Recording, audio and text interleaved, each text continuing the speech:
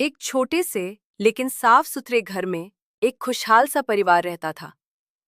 इस घर की जान थी अम्मी ज़ैदा और इस घर की शान थे बाबा इमरान।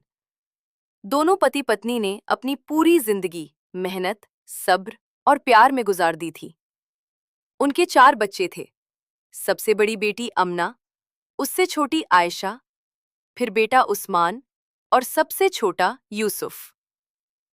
अम्मी ज़ैदा बहुत ही प्यार करने वाली और समझदार औरत थीं। वो हमेशा अपने बच्चों को सच बोलने, मेहनत करने और एक दूसरे का ख्याल रखने की नसीहत करती थीं। बाबा इमरान एक ईमानदार और मेहनती इंसान थे, जो रोज सुबह जल्दी काम पर चले जाते और शाम को थके हारे वापस आते, मगर बच्चों के लिए हमेशा मुस्कान लेकर आते। अमना चूंकि सबसे बड़ी थी, इसलिए वो अम्मी का बहुत हाथ बटाती थी। घर के कामों में मदद करना, आयशा को पढ़ाना और यूसुफ़ा का ख्याल रखना सब उसी की जिम्मेदारी थी।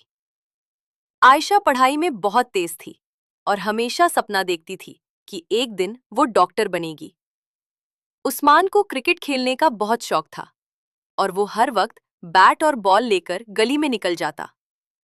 यूसुफ सबसे छोटा था, शरारती मगर बहुत मासूम। एक दिन बाबा इमरान की तबीयत खराब हो गई और वह कुछ दिन काम पर नहीं जा सके। घर की आमदनी रुक गई और हालात थोड़े मुश्किल हो गए।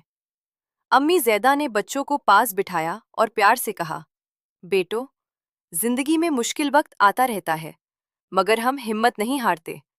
हम सब मिलकर इस वक्त को गुजार लेंगे। अमना ने फौरन कहा कि वह ट्यूशन पढ़ाकर कुछ पैसे कमा लेगी।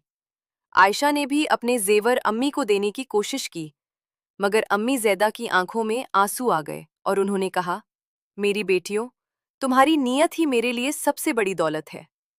उस्मान ने क्रिकेट खेलने के साथ साथ एक दुकान पर काम शुरू कर दिया और यूसुफ ने भी जिद छोड़कर दिल लगाकर पढ़ना शुरू कर दिया।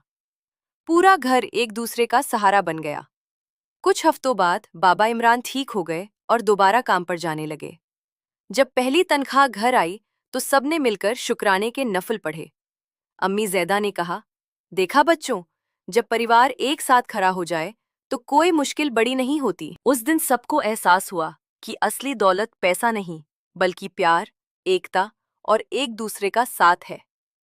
ये घर फिर से खुशियों से भर गया और अम्मी ज़ैदा और बाबा इमरान के चेहरे पर फख्र की मुस्कान आ गई।